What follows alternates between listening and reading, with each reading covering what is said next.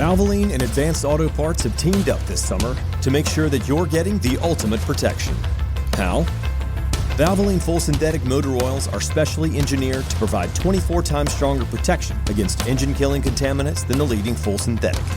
If you want to maximize the life of your engine, trust the ultimate protection. Trust Valvoline. Get 5 quarts of Valvoline full synthetic motor oil for only $32.99 at your local Advanced Auto Parts store today. When it comes to towing, seeing is believing. That's why Chevy Truck's advanced camera technology offers up to 8 available cameras for 14 unique views, so you can focus on the view that really matters. Chevrolet, together let's drive. Learn more about Chevy Trucks at Chevy.com. Safety or driver assistance features are no substitute for the driver's responsibility to operate the vehicle in a safe manner. Read the vehicle owner's manual for important feature limitations and information. My dad works in B2B marketing. He came by my school for career day and said he was a big ROAS man. Then he told everyone how much he loved calculating his return on ad spend. My friends still laugh at me to this day. Not everyone gets B2B, but with LinkedIn, you'll be able to reach people who do. Get a $100 credit on your next ad campaign. Go to linkedin.com/results to claim your credit. That's linkedin.com/results. Terms and conditions apply. LinkedIn, the place to be, to be.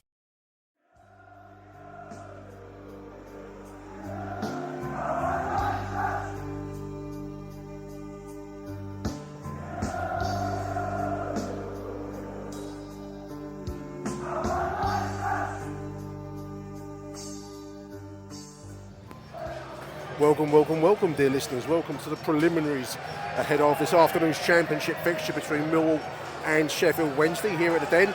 You are listening, of course, to Achtung Millwall. My name is Nick Hart. This is the #1 Millwall podcast. We've just had introduced to the crowd our record club signing, Mihailo Ivanovic. It's a good applause all around the Den with his welcome video played on the big screen. The two teams are just leaving the tunnel now. Your Lions this afternoon. Let me run through that with you. In goal, Lucas Jensen. Back line, Ryan Leonard, Jake Cooper, Jeffet Tanganga and Joe Bryan. In front of them, Casper Denor, Jules Saville. The kind of attacking three, so to speak. Duncan Watmore, Romain Esse, Jules Honeyman. And up front, loan signing for the season from Middlesbrough, Josh Coburn. One of quite a few signings, to's and fro's, shall we say, dear listeners. The main Millwall news, of course, is the departure of Zian Fleming. After 2 years with the Lions, 85 appearances, 23 goals. He's gone to Burnley for a reported £7 million fee after a loan there of this season. So it was like a strange deal. I've not heard of this before, but apparently it's a loan for the season, then an obligation to sell or to buy for £7 million is the reported amount, doing the rounds on Twitter. In return, of course, we have a 19-year-old Serbian prodigy. I'm going to call him a prodigy. Mihailo Ivanovic, who was signed late after last night.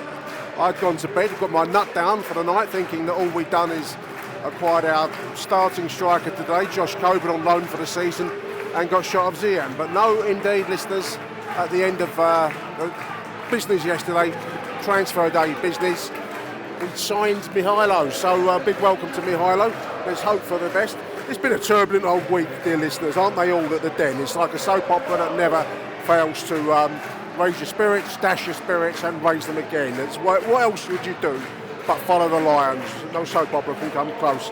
We had that unceremonious dumping against Orient on Tuesday night out of the Caribou Cup. One of the most poor performances seen since last season's 0-4 bashing by Oxford United, also in the same competition, but we looked absolutely dire Tuesday night, say no more than that. Since then, we've had business being done. I couldn't keep track of all the Ryan Winters coming, a player I know nothing of. Josh Coburn, we've mentioned already. Mihailo, we've mentioned already. And out goes the previous prodigy, of course, Zian Fleming.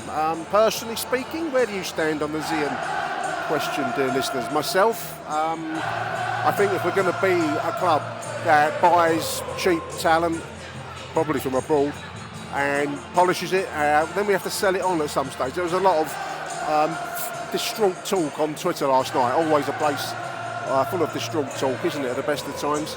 But that's essentially what we've got to do. We have got to buy and then sell. Buy cheap, sell dear, and that's what we've done with Zian Fleming. So personally speaking, I don't think his heart's really been in the club since the last time that Burnley came a-calling. He clearly has Premier League aspirations. He sees them as a better bet, a bit like the old Jed Wallace through Rory when he went. I don't blame him. A footballer's life is short. All they have to sell is their talent, and they've got to get the most value out of it they can. So I don't blame Zian. He's gone to Burnley by a Chinook helicopter, and there it is. Good riddance. Millwall in their familiar dark blue and white. Sheffield Wednesday this afternoon, a kind of a railway workers fluorescent orange shirt, white shorts and white stockings. Millwall will be kicking us off, attacking the away end, as per the dictums of the venerable Bede himself, dear listeners, writing at Jarrow Monastery all those years back in Anglo-Saxon England. He said, Millwall shall attack if the away end in the first half, and that is indeed what's happening, so all good there. Off we jolly well go, dear listeners. He was a big boy, Josh Coburn, first impressions, number 21. Mixed reports from my borough contacts, listeners. I have an extensive network of spies, informants, narcs all over the country. And my Middlesbrough informant, big shout out to Mark, tells me that opinion is divided on Josh Coburn at the Riverside Stadium. Some see him as a player with some possibilities. Others see him as little more than a large lump moving around up front. Personally speaking, I think that large lump is what we've needed for a while, because we're playing long target ball football like there, just gone forwards. And we've been aiming at the now injured Tom Bradshaw, who exited the Orient Cup tie, of course, with that hamstring injury. So it makes some degree of logical sense to have a large unit up front if you're going to play long. And that seems to be the style that we're going to go to. Personally, I don't have a problem with long ball football. If it's played well, played fast, and with skill and a modicum of dash and flair and élan.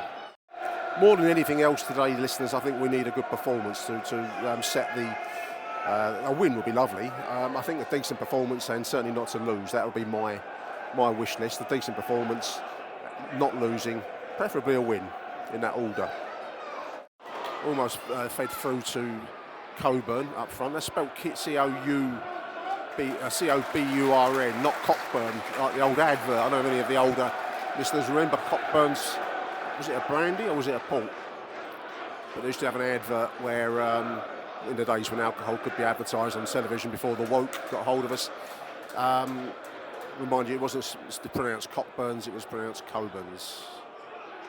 Anyway, this is Watmore. He breaks to Joe Bryan on the left side. He's scuffed his shot there, dear listeners.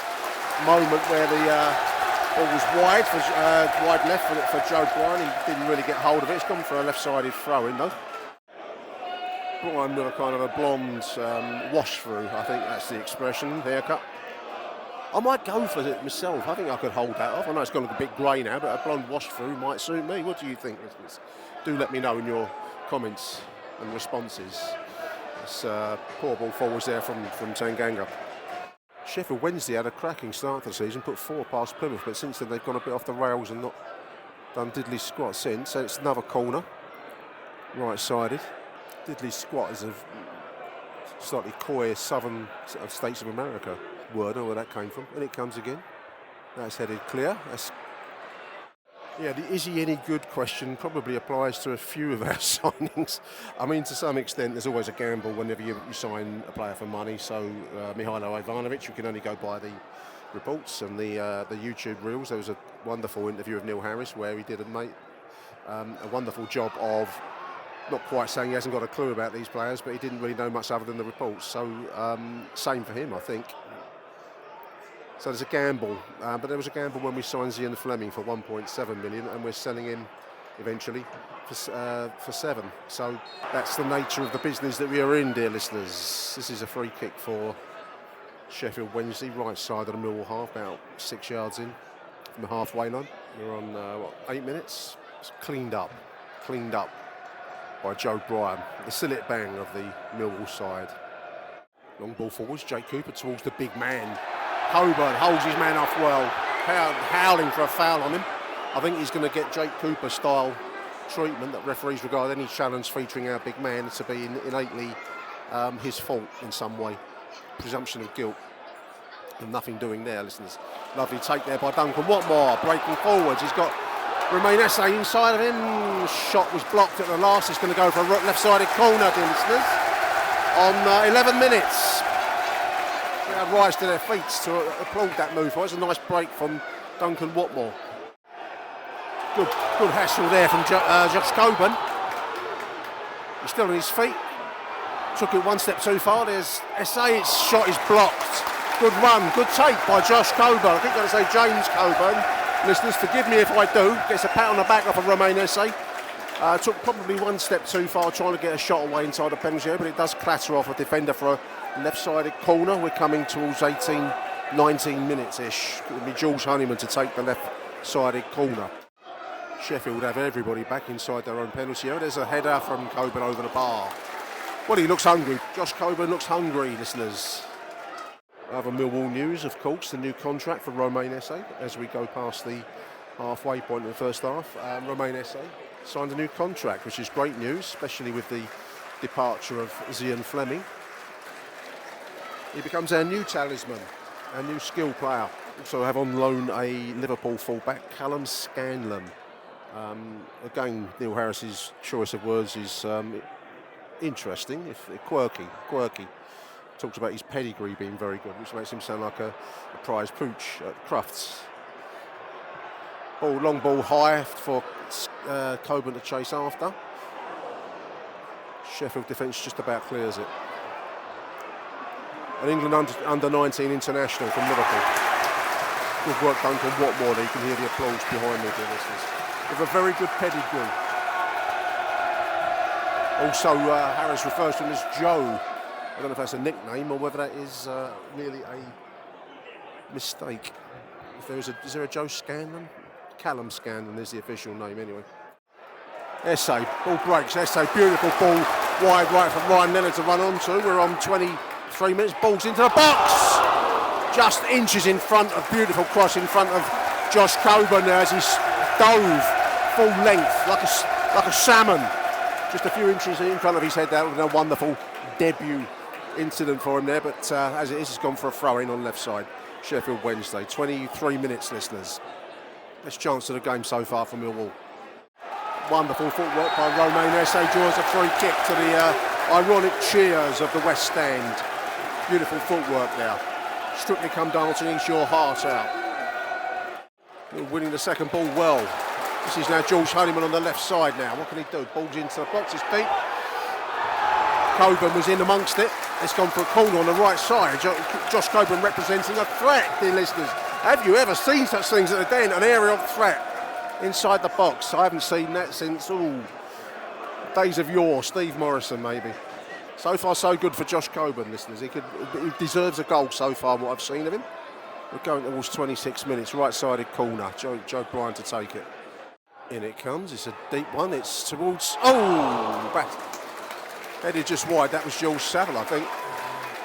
We were looking dangerous, dear listeners. 26 going towards 27 minutes. Good tracking back Romain Esse there, dear listeners, on the right side, far right. He's gone for a Sheffield throw-in. He's doing the work. Like I said in previous shows, he's really matured as a player. He's no longer the skillful boy that we saw last season. He's also now added the work rate to his game, which is going to be gold dust for him in his career, dear listeners. Saville now finds Watmore inside the penalty. It's back out again. This is Joe Bryan. Past his man. What can he do? Can he get a decent cross in? He can. It's into the box. This is loose. Disallowed. I think it went past the post. Crowd thought it had gone in for a moment. That's been put wide, but it was disallowed. Someone pushing, shoving. I don't know what was in there. Good ball into the box though from the left side. Put in wide of the post, wide right. I think it ran around the back of the goal. Hence the crowd thinking it had gone in, but it would have been disallowed in any event. 31 minutes.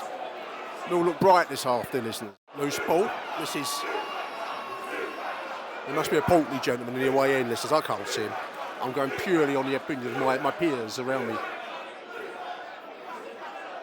Commenting on his weight loss regime must be failing him. Anyway, after all that, it was a loose ball and it's gone for a right-sided throw-in. Ryan Leonard, we're on 35 minutes. Honeyman always busy, he always seems to be available. You can see why my managers like that, that kind of player. Wins a throw-in over on the right side.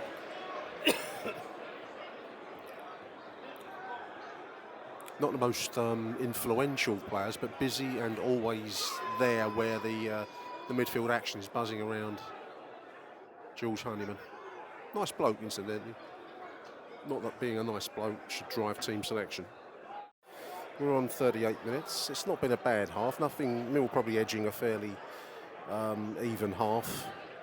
We've had the balance of the play, but we haven't looked dangerous in front of goal. There was that incident where ball came in was it from the left side and Coburn made a diving header. Probably our closest call for scoring in the half. Otherwise, we've looked bright without really looking dangerous. Referee's a very officious little man. You can imagine him being an informant for the Germans if they'd taken over. Probably running the street, he gets that extra half a loaf of bread each week for his troubles and reports on his neighbours listening in on radio. He's that kind of person. Sheffield Wednesday walking the ball backwards and forwards deep in their own half. Awaiting the referee's whistle in their favour. That's been the story of the first half, largely speaking, from their point of view. I can't remember a moment where they've looked dangerous in front of the goal. I don't want to tempt the gods of football. But so far, so good for Millwall. There's the half-time whistle. Millwall 0, Sheffield Wednesday 0. Millwall very much in the ascendancy for most of the half. Best chance falling from that cross into the box. Josh Coburn making a diving header. It was just the cross was a few inches too long for him. Otherwise, it's been bright stuff without anything incisive from the Lions.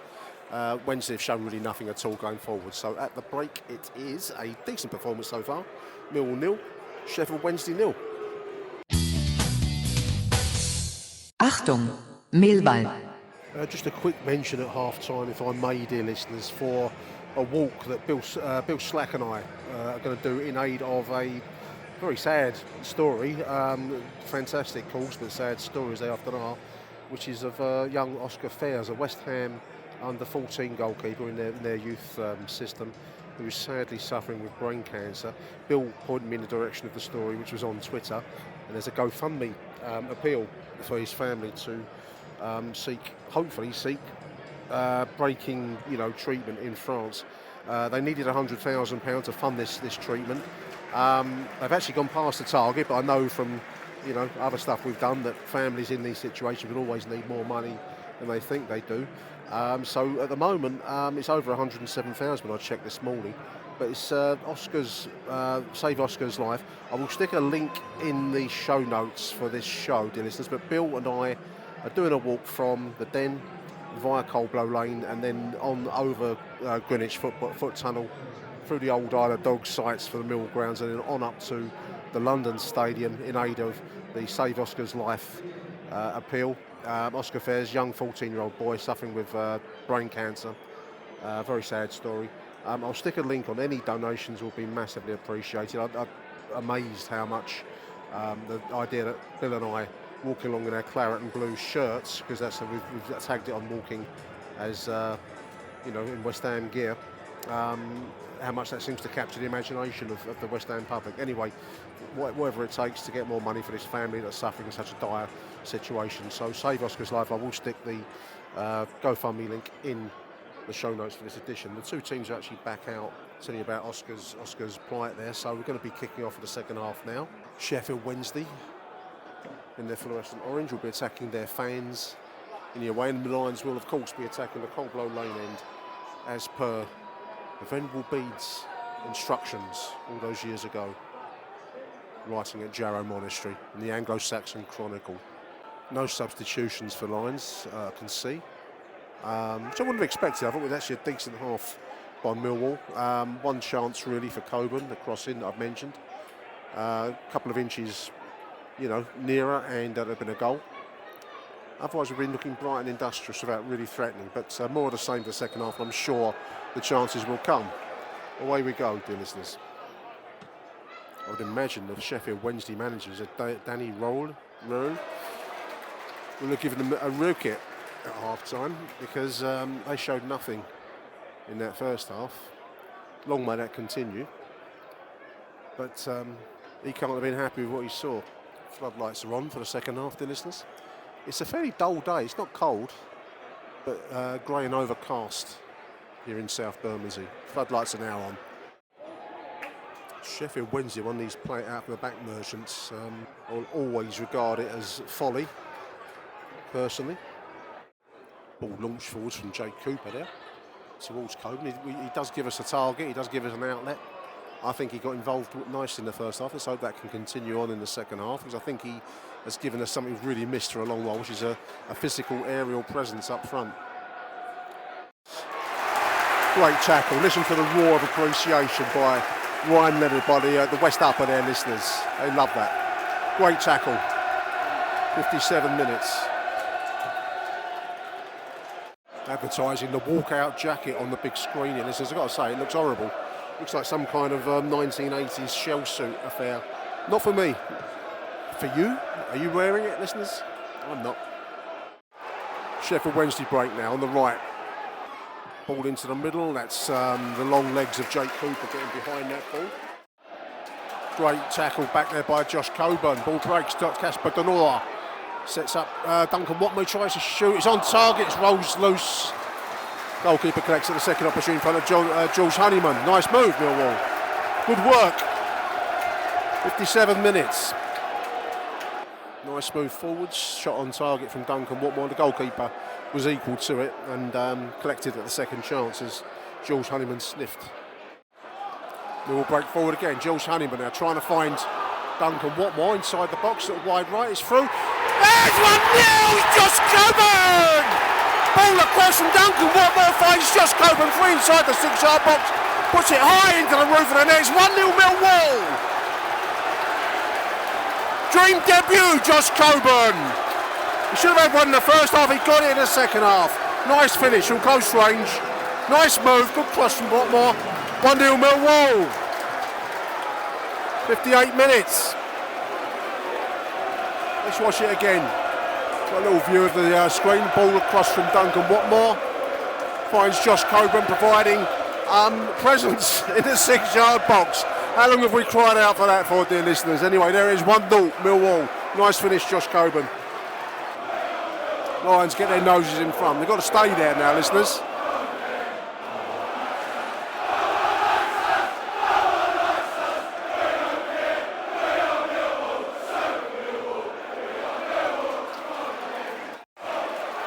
Again, the gentleman from Weight Watchers is being asked what the score is, listeners.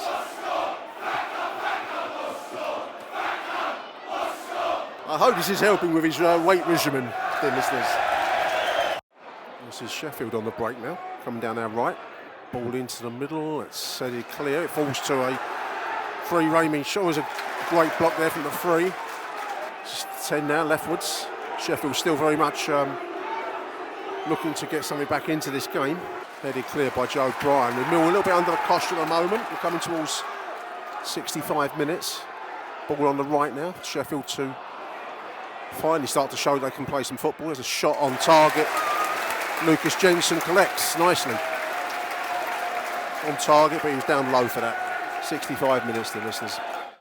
Since the goal, Sheffield Wednesday have been trying to throw a few more resources forwards without really looking dangerous, but Lions have got to be on their toes here. We've got our noses in front. It'd be lovely to take that to the full-time whistle. 1-0 Millwall at the halfway through the second half. So Joe Bryan with the right-sided corner. A little bit of a delay whilst the referee sorts out some pushing and shoving inside the Sheffield Wednesday box. Who's having a word with there? Anyway, here we go again. Tanganga being manhandled by the 5. Ball into the box. 2-0 Millwall, and all the confusion slammed over by Duncan Watmore as bodies were sprawling all around. Players holding on to each other. That's justice. Ball came in, it found a loose Duncan Watmore, slams it home from close range. 2-0 Millwall, that should be it. Tempting lady fate there, listeners, aren't I? 70 minutes. Let's watch it again. It kind of confusion in the penalty area as players were being held. As SA, I can see on the screen, it goes down. Body's on the floor, it scuffs across, and there's Watmore. Close range. Candidate for man of the match for me today. Duncan Watmore's not stopped running. Scored the goal. Good work, Romain Esse, another candidate for man of the match. This is Josh Saville on the break. Who's he got with him? He's going to run out of gas soon. He has. There's Jules Honeyman overlapping him though. We keep in possession. Josh Saville now into some space. Ball into the box. Coburn couldn't quite get a touch on it. It's gone for a corner, right-sided corner though. Just going past 75 minutes, 76 perhaps, right-sided corner. This was the game last season, the 2-0 loss to Sheffield Wednesday that did for poor old Joe Edwards, wasn't it, listeners? It's a big contrast with this season. We're a 2-0 lead at the moment. Right-sided corner. Let me just watch that whilst I expand on my thoughts on the poor old Joe Edwards. In it comes from Joe Bryan. It's a deep one. It's headed up and away. Yeah, poor old Joe Edwards got done by a final drab display, 2-0 loss, as I recall, to Sheffield Wednesday last season. But big contrast what we've seen so far in this game. It's been a pretty good performance by the Lions. Closed the first half feeling like we should be able to press on, and so indeed we have pressed on. Leading to, this is a substitution. Looks like it's going to be Josh Coburn coming out, dream debut, goal coming out. It's going to be Macaulay Langstaff coming in. Listen to that applause. That'll be sweet for Josh Coburn, really good debut. Give us some real presence up front. Oh, lovely little backheel touch there by Romain Esse into the path of Jules Honeyman, who came off his knee, unfortunately, went to the goal. It was beautifully executed touch there by Romain Esse. Millwall now on the right side, this is Esse. Oh, lovely little shimmy past the 19 there. His ball's into the box. This is Watmore. Couldn't quite get hold of it there. Corner. Beautiful shimmy. When Romain Esse pulls his tricks out, listeners, you can see the ball at his top drawer. Romain coming out. Looks like it's going to be Femi Aziz coming in. Good applause for Romain. Good performance today by the boy. And Watmore's coming out. And 14. That's Wintle. That's the new boy, isn't it? Ryan Wintle. Well, I was told off for producing a depressing show after the 1-0 loss to Orient in the week. I'm not sure what I could have been positive about or what any of the callers could have been positive about on that show. Told off on YouTube for the show being more depressing than the match. So hopefully all you YouTube listeners will be finding a bit more to be happy about after today's, hopefully, let's not tempt fate, result. This is Wintle on the right side, left side. Finds Saville. There should be a corner, left-sided corner, Millwall. 86 minutes. Rubbish lorry descends into the cell chip recycling centre. I always think of the end scene of Soylent Green, 1973 dystopian movie, when I see those rubbish lorries going in there, listeners. If you know, you know what I'm talking about. Anyway, in comes this left-sided corner. It's a near post one, no one there. I think we need to improve our set pieces. We haven't really looked dangerous from any of these crosses. They've all been a bit flighted into the defender rather than with more danger. This is now Casper Denor from distance. Finds Josh Saville on the right side. Into Denor inside the box. It's a little dink back over there. Oh, it came off the underside of the crossbar. It's a goal! That's Jake Cooper. Referee's pointing at his wristwatch. Jake Cooper gets the ball. It hit the underside of the crossbar. Couldn't tell if it had crossed the line or not. Referee indicates goal though. 3-0 Millwall. Jake Cooper from close range as the ball came in from the right side. 87 minutes, 3-0. Strange video of Jake Cooper waving a flag around on screen. While I wait for the replay, if I can see it. Not many people around me in block one, which is as I like it, listeners. Just waiting for the replay to appear as I inched a few steps rightwards. Man of the match, Josh Coburn. I won't argue with that. I would have probably gone Duncan Watmore, but Josh Coburn, he's provided real presence up front. He's got a goal, obviously.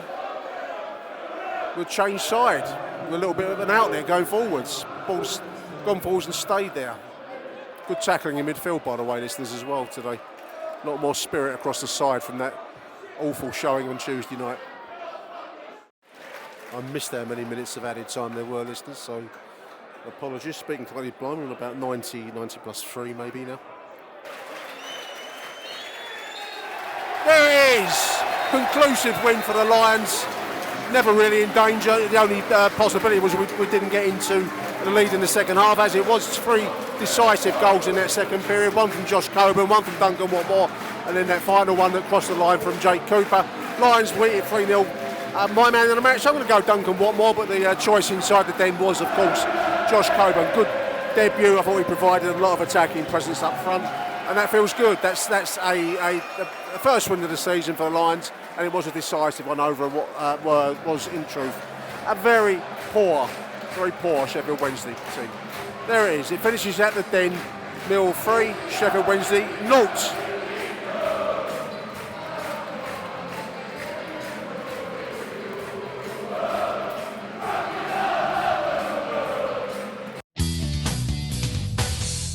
Achtung, Millwall. Welcome back after the break, dear listeners. In happy circumstances, it's strange to be speaking to Graham Payne in the aftermath of a comfortable win. Graham, how you doing, mate? How you feeling? Yeah, good, mate. Yeah, very good today. Normally, Graham and I speak after the most miserable away losses, and we normally Russell Graham up for any of these televised away days, and we've normally got beat by some miserable margin. So good to have Graham on in the aftermath of a decisive 3-0 win. Good also to see Michael Avery. Michael, we spoke at the ground, we speak again in the evening. Quite a comfortable win for the Lions today. It's refreshing, isn't it? Yeah, not too bad at all. I ain't going to lie. There was a bit of me that's thinking this might be the last time I'm at the Den this year. If it was anything like Leyton Orient, 2 in a row, I don't think I could stomach it anymore. But total opposite. Yeah, I mean, quite a contrast with Tuesday night's misery. I mean, obviously, that was a second string 11 Tuesday night, Graham, but that was one of the most pathetic performances I think I've seen. Well, I mean, really, we go back a year to that 4-0 thumping by Reading last season. That was equally as pathetic. But total contrast today. I mean, I know we were fielding our first choice 11 with new signing and quite an impact player, Josh Coburn. But I mean, a transformation in team spirit. We'll come back to Coburn in a moment. The approach of the team today was far more purposeful and energetic. And it looked like, I'm going to borrow Neil Harris's phrase, it looked like a Millwall side. I'm going to open up a bingo for Millwallness and Millwall references. But I mean, it was really parking the fact that Wednesday weren't very good, and I think that's got to be a caveat that we all just keep in our minds as we rave about Millwall. It was a pretty good performance today, Graham. One of the best I've seen for a long time, I would say. Yeah, definitely. I totally agree, Nick. We were just saying before we come on air, I can't remember the last time we were that convincing in a win at home, by that comfortable margin. And as you say, from the first minute, they were at it. I go back to what you said about Coburn, but I know it's in the first minute, the ball got played back to their keeper and he smashed into him and got away with it. The referee didn't see it. And I thought, yeah, that's intent. But, yeah. He put himself around nicely this afternoon, Michael. I mean, you impressed with Coburn? I think it's hard not. He took the man of the match award in the stadium. I probably would have gone with Watmore myself, but I wouldn't fight anyone that selected Coburn. It was refreshing to see a bit of attacking presence up front. Yeah, it was, and I think we need to have a look as well. I mean, I said it to you a little while ago, Nick, didn't I? That some of these players we're signing, it's a little bit. I don't even know half of these are. So I am like. Not that I pretend to be some sort of expert on the transfer market or anything like that, but you do. I mean, we said it in the ground earlier on to a couple of people there. In the past when you sign players, you sort of half know who they are. I remember the time when Millwall signed like Andy Frampton and Gary Alexander and McCann Weary from Leyton Orient. You've got a rough idea who they are, all that kind of stuff, playing them over the years. But some of these players, you ain't got a clue. And I'll be honest, I sort of held my hands up, and I'm like, don't know half these players. Like, I don't think the club management know half the players from the impression we're getting. But I thought he'd done a stellar job today. I thought he done really well. I think Watmore, there was question marks over him a couple of years ago with his consistency and with his injury. I think you sort of keep him fit, and you keep him in the side, giving him more than just the 20 minutes to Gary Rowett used to give him. I think he's looking a right stellar act as well. Denor, is he as good as Billy Mitchell, Jules Savage, etc.? I thought Denor was excellent today. And for me, you said it in the stadium, Coburn got it, maybe Watmore would have got it, because of his goal and his assist. But for me, I thought Tanganga was absolutely a class above everyone else. And Cooper, again, is benefiting from having a decent centre-half alongside him. Yeah. I mean, no poor players out there today, Graham. I mean, I the names that Michael's mentioned, I wouldn't argue with anyone that picked them as a man of the match candidate. It made me laugh. I was watching one of Neil Harris's interviews on that point that you just made, Michael, about him not knowing them. But I don't know if you saw it, Graham, but he kind of did a manful job of basically saying, I don't know who, I haven't seen these players. I'm going by YouTube reels and reports, It reminded me of the dark days of Ian Holloway when we'd sign up the bus queue out in Ilderton Road and say, would you like to be a Millwall player? And here's a contract. But we seem to have come up trumps with Coburn today. I thought he looked quite attractive up front and hard-working. Yeah, he did. He was definitely a presence, as I say. And it's not, there was about 3 times in the first half where crosses went in. And all right, he never got on the end of them. But there was a lovely one from Leonard where he went in for a diving header and just missed it. Yeah. No disrespect to Bradshaw, but I think we've needed someone 6'2" up there for a while. Honestly, thought he would play both of them. I thought he'd play Langstaff and Coburn today, but he didn't, and obviously it works out well. Yeah, I suppose it begs the question, Michael, tactics. We've gone, the BBC have got us 4-2-3-1. I suppose that was what we were watching, single striker, which is what we've been that way for a long while, almost going back to certainly Gary Rowett days. With Coburn, when he's fit, because in a very Millwall style, we understand that our club record signing Mihailo Ivanovic, introduced to much acclaim and pomp today, has got a broken metatarsal, Michael, and won't be seen for 2 months. Do you think we signed him up at the accident and emergency exit at Bucharest Hospital? I think knowing our luck, probably as we were shaking his hand, someone in the backroom staff dropped something on his foot. That sums up the luck that we have. But I mean, like you were touching on there about the 4-2-3-1 in the formation today. In the nicest way, I'm a big Ryan Lennon fan from last season, and over the years how well he's done. But I think all of those. I think we've done such a good job today that this was another one of those. That I think halfway through the first half, in the nicest way, and it's ain't dig at all. I forgot like Ryan Leonard was even on the pitch because he had so little to do down those wings that he not was ineffective is the wrong way of putting it because he didn't have anything to do. But I think Mill done such a good job of keeping them out and making sure that Sheffield Wednesday didn't really harm us at all. But there were players there who had a bit of an easy day, and for me as well. I said it to you in the stadium, Nick, and we were saying there about the scoreline as well. I think if you beat and the standard of Sheffield Wednesday, should I say, there's the cliche you can only beat what's in front of you. But I put the tweet out just a minute ago. I think 3-0 is a real statement because if you're a poor side or a side who's struggling, you would limp to a 1-0 team, 1-0 against a team like that, or you might get a 2-1, or they'll get one against you. But 3 goals at home, clean sheet, and I don't even remember Jensen really having a save to make. I thought it was an all-round a really, really good performance, and it always just begs the question, why can't you do that why couldn't you do that on Tuesday against Leyton Orient?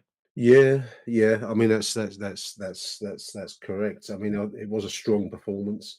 Defensively, I mean we didn't have much to do, Graham. I mean, but the only nagging doubt I've got about raving too much about today is that Sheffield Wednesday was so poor. I mean, they didn't really threaten at all. I can't remember a single chance they had, Graham. Can you? Direct shot on goal across the whole game. One save he pulled off in the second half. Jensen got down, didn't he? Yeah, second half. He got down for one.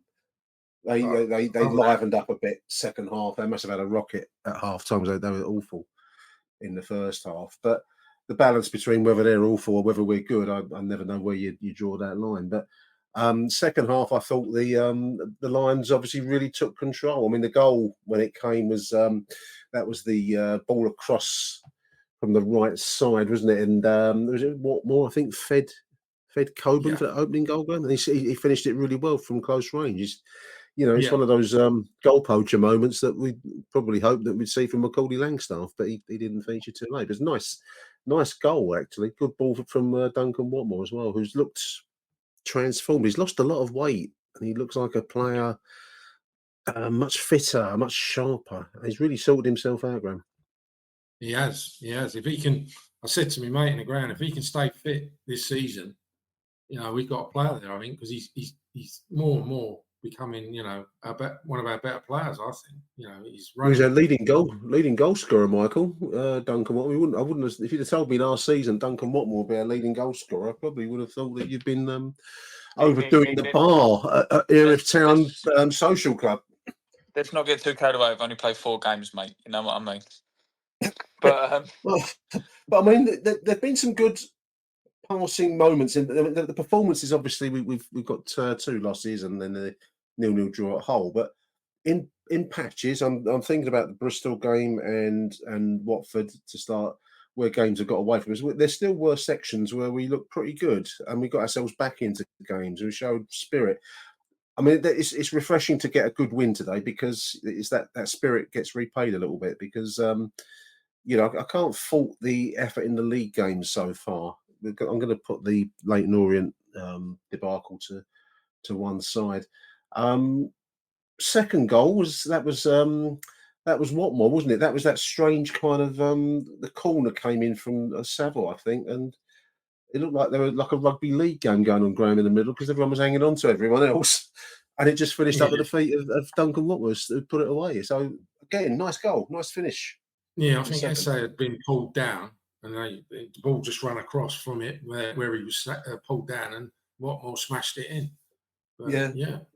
Simple goal, but nicely finished. I think the thing as well that shows your sharpness as well, because in situation like we could quite easily, let's be honest as well, like I said, it could have been quite doom and gloom after Tuesday.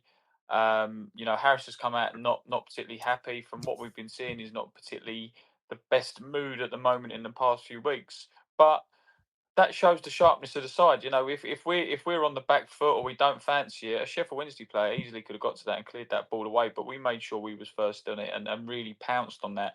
And I don't know what it was, and someone said it the other thing was on one of your voice notes showed, Nick, the other day, when someone said, "Oh, no, and I we'll probably smash Sheffield Wednesday now," or something like that, and that's what happened. And one thing I do want to give a shout out to today was the crowd, because again, after like sort of the opening 10-15 minutes of not too much happening, in truth, I know Sheffield Wednesday didn't attack us too much. Graham, I know you said at the beginning, there was that tackle earlier on, but for clear goal chances, there weren't that many in the first 10-15 minutes. And the crowd could quite easily have gotten the players back, thinking, we've had all that shit the other day against Leyton Orient, and now we've got 10-15 minutes against a poor side and we've not produced a shot. But they didn't. They stuck with them, and full credit, Millwall always feed off the crowd, and I think the crowd helped them today.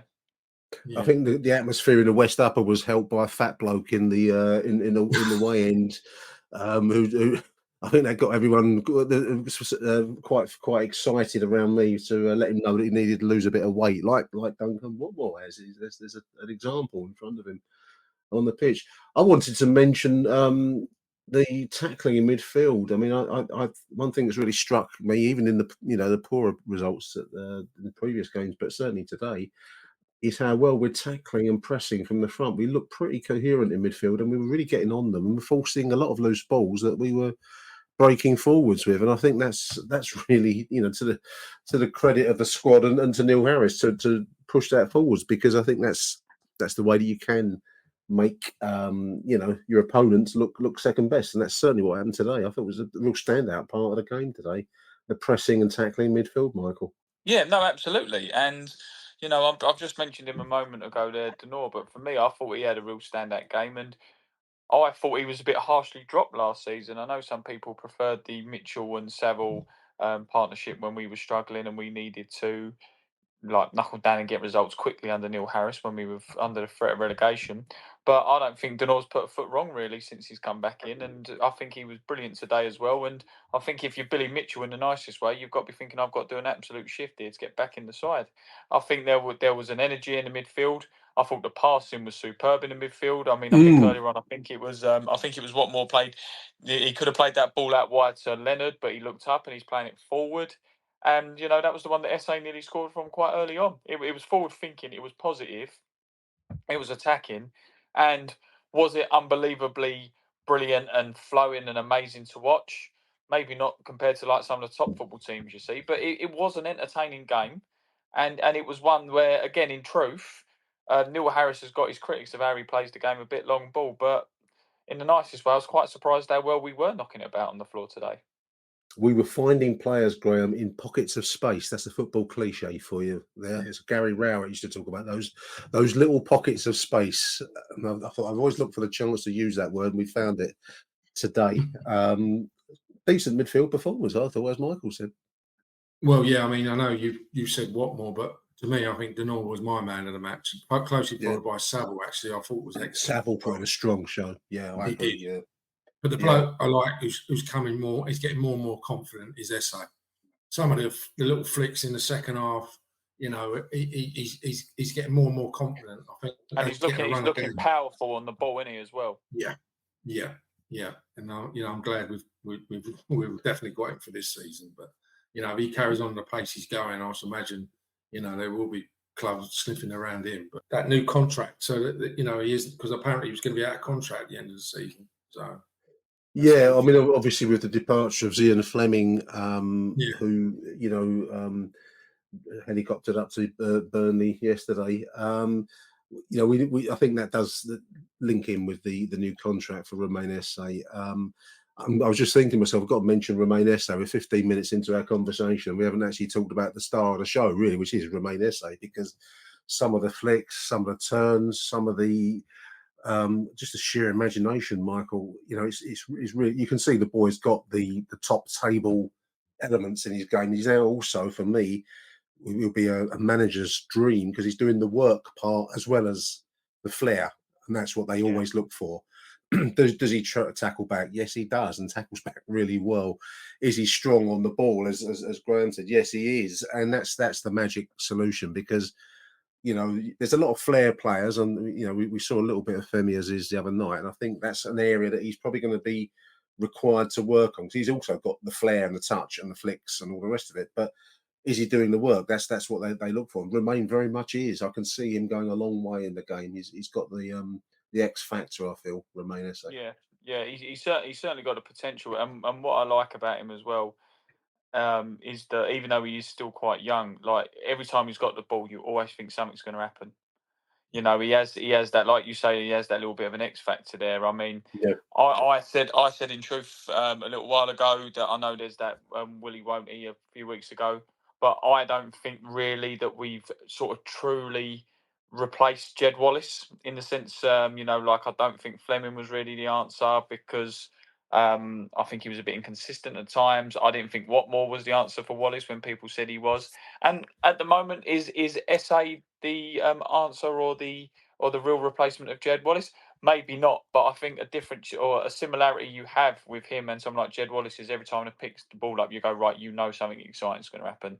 He's either going to get down that line or he's going to be powerful. Or like you say, Nick, he's just going to put in a shift and actually he's actually going to do something that's for the benefit of the side.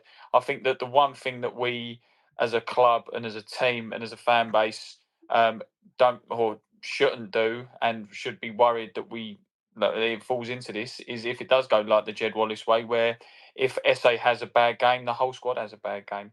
We can't put that responsibility on him already. But yeah, I'm liking what I see so far.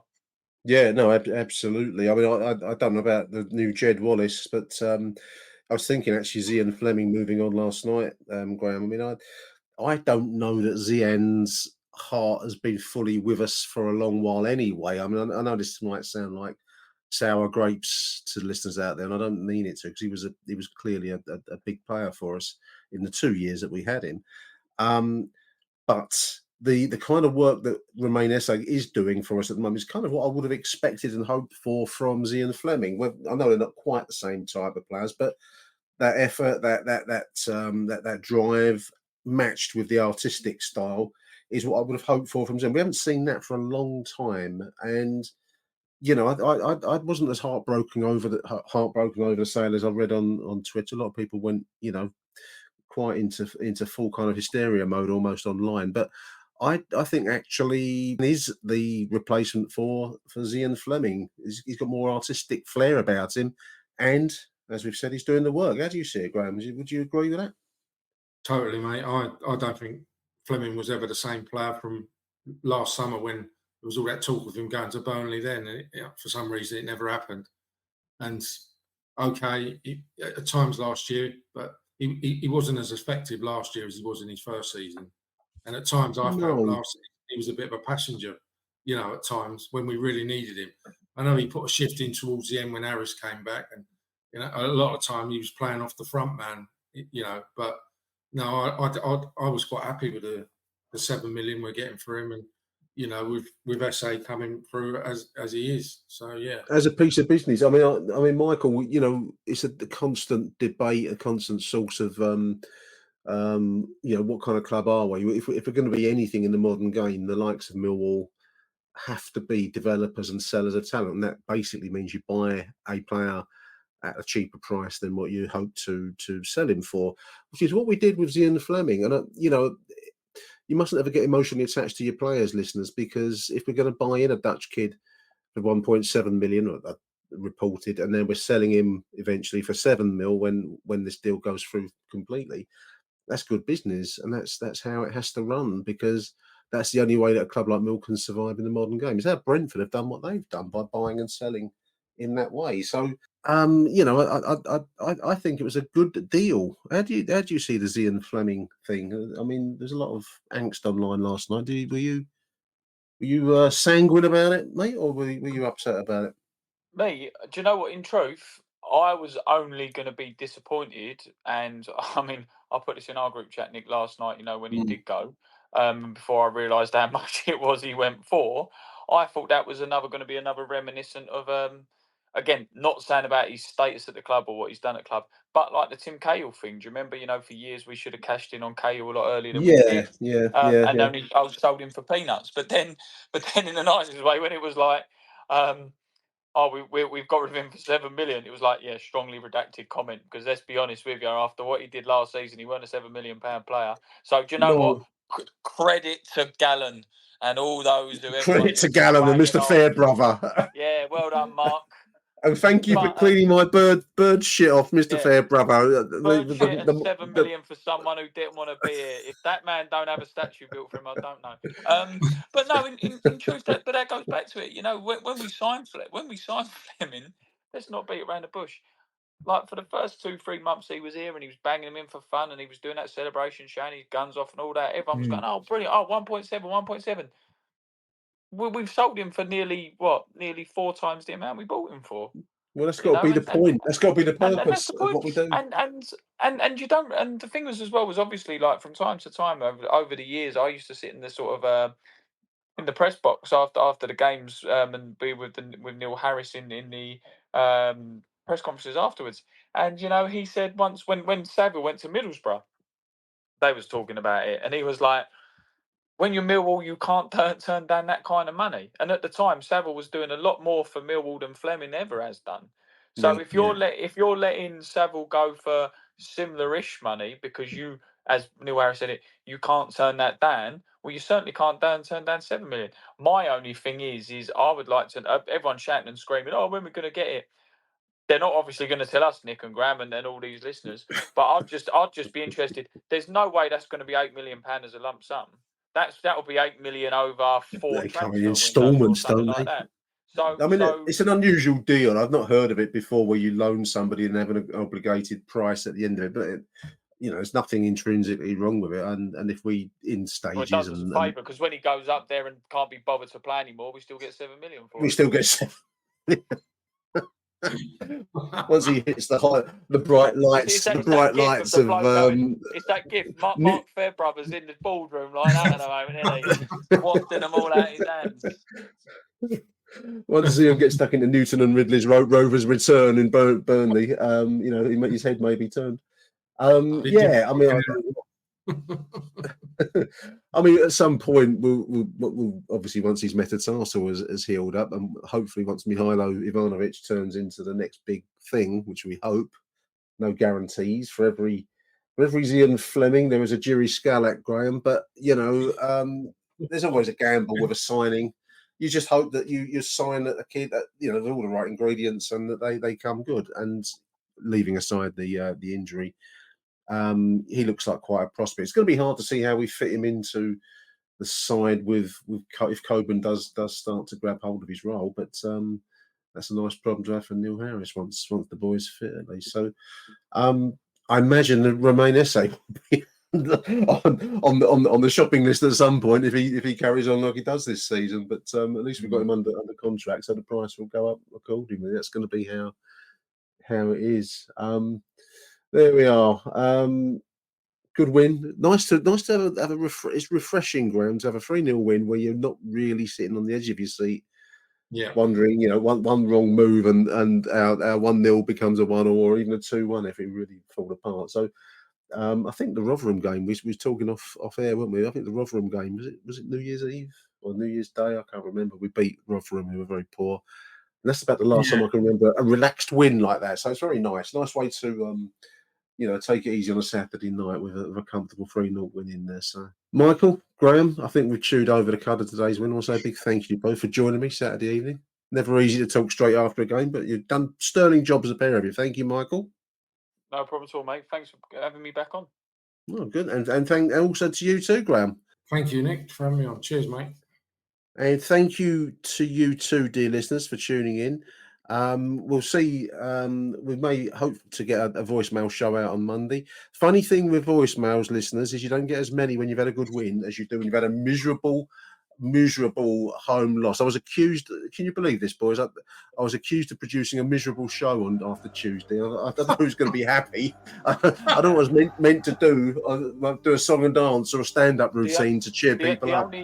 The only thing that annoys me with a home win is we don't get the 19 sound clips from Bobby T and his journey. Yes, we do. We do. Bobby, I find it hilarious. I was actually belly laughing the other day when he's like, "Right, Nick, I'm in the kebab shop. Right, Nick, I'm at the train station. I'm in the chicken shop. Keep them up, Bob. They're hilarious. I love it, mate. Oh, he's a character. Good luck to you, Bobby. And fair play to him. Thanks for your streams of consciousness that I'm getting, on the show. So big thank you, Bobby T. And thank you to you two, dear listeners. Thank you to the chaps for tuning in. Until the next edition of Achtung Millwall, from me, Nick Hart, it's Arrivederci Millwall. Bye for now.